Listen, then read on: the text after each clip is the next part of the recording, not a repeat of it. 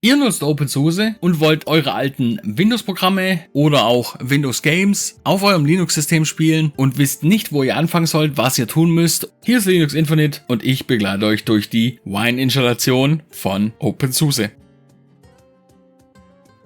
Wir öffnen einen Terminal und für alle, die jetzt schon platzen und sagen, oh, Terminal, da bin ich raus, gebe ich einen kleinen Tipp. Nehmt das Terminal als Freund, denn das macht euer Leben wirklich einfacher. Denn der Terminal sagt euch alles, was er braucht, was er will, wenn es zu irgendwelchen Problemen kommt. Das macht die Problemfindung viel, viel einfacher. Und seht es nicht als Fluch, sondern wirklich als einen Helfer. Und es geht vor allen Dingen alles schneller.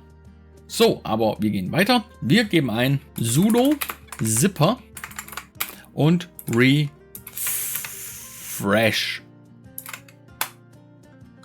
Geben unser Root-Passwort ein. Ach, ich habe mich verschrieben.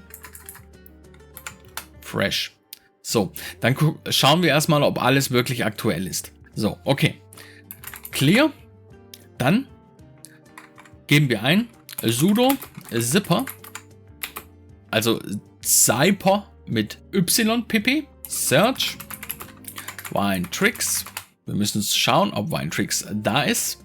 Jawohl, das ist perfekt. Dann geben wir ein sudo als Hilfe zum Beispiel, sudo zyper, ich sage aber jetzt zipper, nicht, dass ihr euch wundert, und info wine. Dann zeigt er mir, welche Wine-Version wir nutzen können. Wir sind in den Hauptrepositories, wir brauchen kein anderes Repository. Status installiert, beziehungsweise nicht installiert, installiert nein, Größe, pipapobom. So, und hier sind wir im Bereich 10.19, das müsste der Develop Branch sein, denn der Staging müsste meines Wissens nach auf 10.15 sein. Je nachdem, wann ihr das Video natürlich seht, vielleicht ist er dann schon bei 11, das ist klar. Aber, okay. Gut, dann clearen wir das Terminal und geben ein sudo zipper install wine, Leerstelle, Winetricks. Damit installieren wir beide sofort.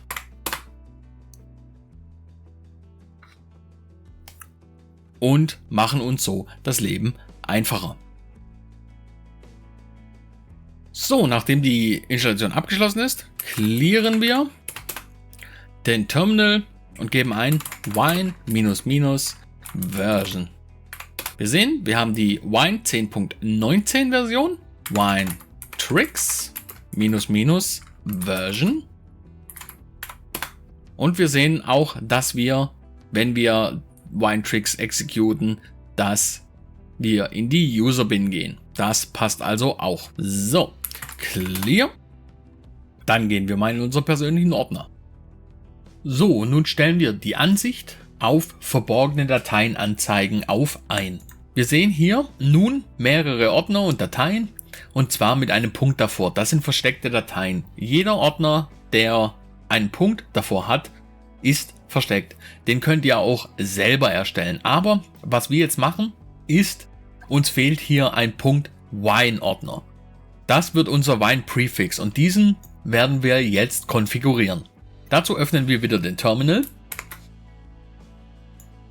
und geben ein wine cfg. Jetzt startet das Wine Configuration Tool, was uns auch gleich an Windows erinnern wird. So, hier können wir nun einstellen, welche Windows-Version wir verwenden wollen. Das geht von Windows 11 bis runter zu Windows 2.0. Wenn ihr also ein Spiel oder ein Programm habt, zum Beispiel von Windows 98, dann stellt dort Windows 98 ein. Dann geht es weiter zu den Bibliotheken. Da müssen wir erstmal nichts machen. Das ist nur, wenn wir hier neue Bibliotheken installieren wollen, wie den D3D-Compiler. Das können wir aber nachher alles über Winetricks erledigen. Dazu brauchen wir das hier nicht. Dann gibt es die Grafik. Dort können wir virtuelle Bildschirme einstellen, die Bildschirmgröße bzw. die Auflösung der Texte, DPI und sonstiges. Dann die Desktop-Integration. Das ist eigentlich im Prinzip für Darstellung. Das lassen wir jetzt auch weg. Dann geht es hier zu Laufwerke. Dort können wir einige Sachen einstellen, beziehungsweise etwas Wichtiges. Und zwar, wenn ihr zum Beispiel einen Ordner hier irgendwo in eurem persönlichen Linux-Ordner habt, zum Beispiel, wir erstellen hier nochmal einen Ordner und nennen ihn Games. Dort möchtet ihr Spiele drin haben oder ihr habt da schon eventuell Spiele drin, die ihr mit Wine starten wollt oder Programme oder wie auch immer. Dann gehen wir auf Hinzufügen. Dann wird ein neuer Laufwerkbuchstabe erstellt, wie man es aus Windows kennt, C, D, E etc. Dann drücken wir auf OK. So, dieser Ordner führt uns erstmal in den Root-Ordner. Den haben wir hier auch bei Laufwerk Z. Der geht immer auf unser Root. Das zeige ich euch mal in einem neuen Datei-Explorer. Jetzt löschen wir mal alles bis auf den Schrägstrich, drücken wir Enter und dann sehen wir haben hier unser Hauptverzeichnis und zwar das Root-Verzeichnis. Um in unseren Home-Ordner wieder reinzukommen, gehen wir hier auf Home. Dort wählen wir unseren Benutzernamen aus, der in meinem Fall hier OpenSUSE heißt und dann sind wir wieder in unserem Hauptordner. Jetzt klicke ich hier auf Games und kopiere mir den Pfad. Ich mache hier mal eine neue Datei, dass wir sehen, zum Beispiel game.txt erstellen. So, dann füge ich habe hier oben diesen Pfad kopiert mit strgc und füge den hier jetzt ein. So, dann drücke ich auf Anwenden und falls ich hier versteckte Dateien anzeigen lassen will, in meinem Wine Prefix, was ein Wine Prefix ist im Prinzip das da, was wir hier jetzt erstellt haben. Wir sehen, hier hat sich jetzt was verändert. .wine, das ist jetzt unser Wine Prefix, im Prinzip unser Windows Layer. Wenn wir hier auf Drive C gehen, dann haben wir hier die Ordnerstruktur wie in Windows Programmfiles, x68, Programmdata und auch hier User, Public. Und dann haben wir hier im Prinzip unsere eigenen Dateien, die wir auch kennen, wenn wir Windows genutzt haben. So, dann gehen wir weiter. Wir haben Anwenden und dann Audio. Das sind halt die Standardsachen. Puls Audio ist dann unser Treiber für die Audios, für den Sound. Das interessiert uns jetzt erstmal auch nicht. Über ist halt dementsprechend über die Wine-Version, welche installiert ist. Dann drücken wir auf OK. Dann haben wir das nämlich erledigt. So, jetzt clearen wir den Terminal und geben ein Winetricks Explorer. So, jetzt öffnet sich der Winetricks Explorer und zwar sieht er aus wie hier dementsprechend ähnlich eines Windows Explorers. Jetzt können wir hier auf Arbeitsplatz gehen. Jetzt haben wir hier unser C-Laufwerk. Das ist das, was ich hier gerade gesagt habe. Hier Drive C, unsere Ordnerstruktur wie in Windows. Wenn ich jetzt nochmal auf Arbeitsplatz gehe und auf D, dann ist das der Ordner, den wir hinzugefügt haben. Damit lässt sich dann dementsprechend einfacher arbeiten. Wenn ihr jetzt zum Beispiel ein Grafikprogramm über Wine installiert habt, dann gebt einfach in der WineCFG euren Ordner an, wo ihr eure ganzen Bilddateien habt. Dann könnt ihr hier drin einfacher arbeiten. Denn jedes Mal, wenn ein Windows-Programm geöffnet wird, dann öffnet es im Prinzip diesen Explorer hier und dann könnt ihr hier eure Sachen aussuchen. Das zeige ich euch gleich nach der Installation von Notepad++, was wir hier als Beispiel installieren werden. So, jetzt lassen wir den hier mal offen. Dann gehen wir in unseren Firefox. Dort laden wir jetzt nämlich schnell Open Notepad++ runter. Und zwar die neueste Version und Download. So, jetzt lädt er die runter, ist eine Exe-Datei, x64. Dann sehen wir, das ist eine Windows-Datei. Sehr gut. So, jetzt sind wir hier in unserem Ordner. Was wir jetzt noch schnell machen müssen, ist Folgendes. Und zwar muss ich in meinen Hauptordner rein, in meine Downloads.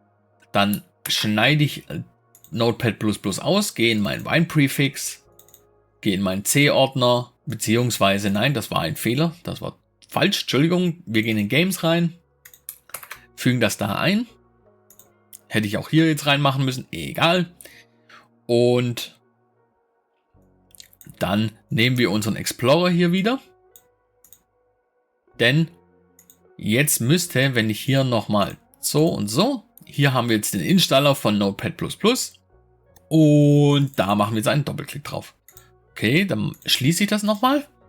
Vielleicht hat es da irgendwas jetzt nicht ganz gescheit gehabt. WineCFG. Nein.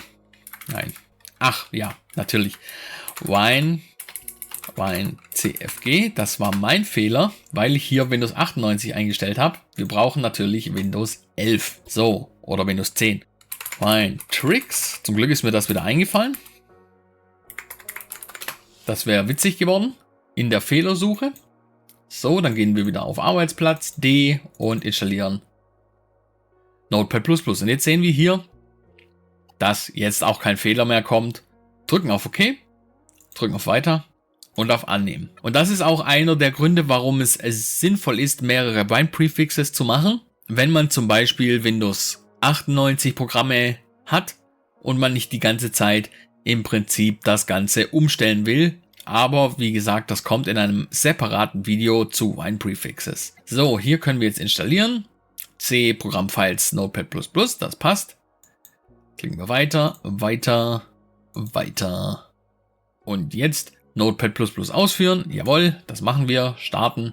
Und wir haben Notepad++ installiert. Was wir jetzt noch machen werden, damit ihr seht, was ihr jetzt noch machen könnt, wir schließen den Explorer nochmal. Und zwar werden wir jetzt Fonts installieren, die man für Windows braucht, beziehungsweise was von Windows standardmäßig installiert ist. Wenn wir jetzt eingeben, WineTricks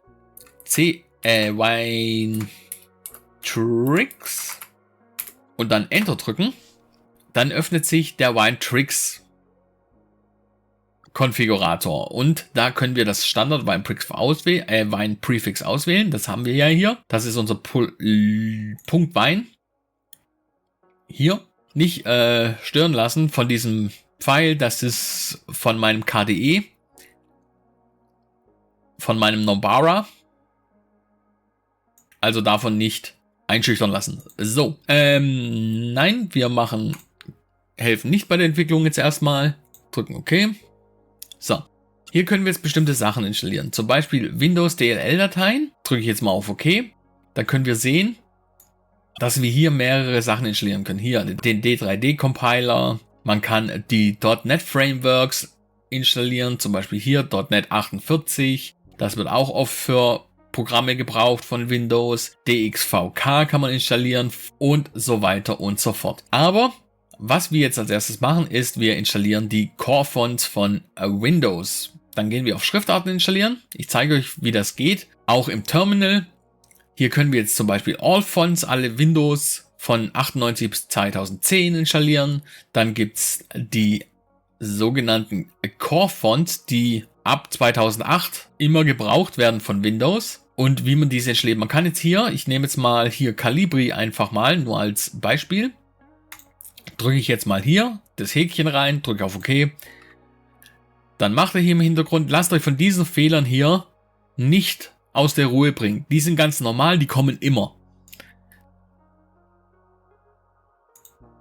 Drückt dort einfach OK und lasst das Ganze installieren. So, jetzt wird hier PowerPoint Viewer installiert. So, dann drücken wir da auch auf OK, das passt schon. So, jetzt haben wir die Schriftart installiert. Jetzt klicken wir mal überall. Ihr könnt auch hier zum Beispiel WineCFG auswählen, das was ich hier ins Terminal geschrieben habe. Regedit könnt ihr auswählen, Task Manager, Explorer, Uninstall starten und so weiter und so fort. Dann drücken wir jetzt mal auf Abbrechen, bis wir hier raus sind. So, dann kläre ich das Terminal. Und jetzt zeige ich euch, wie man das im Terminal einfach reinschreibt. Das ist kein Problem. Wenn ihr was installieren wollt, zum Beispiel schnell eine Font oder schnell eine DLL, dann schreibt ihr rein WineTricks, Leerstelle und einfach den Namen des oder der DLL, Core Fonts. Dann wird das Ganze gestartet und wird direkt installiert, ohne dass ihr euch irgendwo durch irgendwelche Fenster durchklicken müsst. Und wir sehen Areal 32, wird hier alles installiert, man sieht's. So, und damit ist die Installation abgeschlossen. Jetzt, wenn wir Notepad++ starten würden, dann verändert sich auch die Schriftart von Notepad++. Dazu gehen wir jetzt erstmal hier unten bei Menü, gehen wir auf Wine und hier haben wir unser Notepad++. Ihr seht, wir können das hier auswählen, dann starten wir das und wir sehen, jetzt hat die Schriftart, wie es standardmäßig ist. Ihr könnt dann hier unter Einstellungen, Stile konfigurieren, hier eure Schriftart auswählen. Da sind natürlich auch die Linux Schriftarten dabei, aber auch hier wie Arial Black, Courier, die wichtigsten Windows-Schriftarten, die gebraucht werden. Und jetzt zeige ich euch noch schnell, was ich gemeint habe mit der Ordnerstruktur. Wenn ihr jetzt hier auf Datei öffnen geht, dann wird hier, ihr seht, dieser Explorer wieder aufgemacht. Und wenn ihr hier auf Arbeitsplatz geht und hier auf zum Beispiel D, dann können wir hier unsere GameText-Datei schnell bearbeiten. Und wie gesagt, auch in anderen Programmen, falls ihr dort wichtige Bilder habt, die ihr da reinfügen wollt oder sonst irgendwelche Dateien, dann macht da ein separates Laufwerk, wie gezeigt, dazu, wo all das drin ist. Oder mehrere Laufwerke, je nachdem, wie ihr es dann haben wollt. So, dann war das der erste Punkt zu Wine-Installation unter OpenSUSE. Ich hoffe, ich konnte euch helfen. Wenn ja, dann lasst doch ein Abo da, gebt den Daumen ein Like und klingelt mal an der Glocke, damit ihr kein weiteres Video verpasst. Das war's von mir. Bis zum nächsten Mal.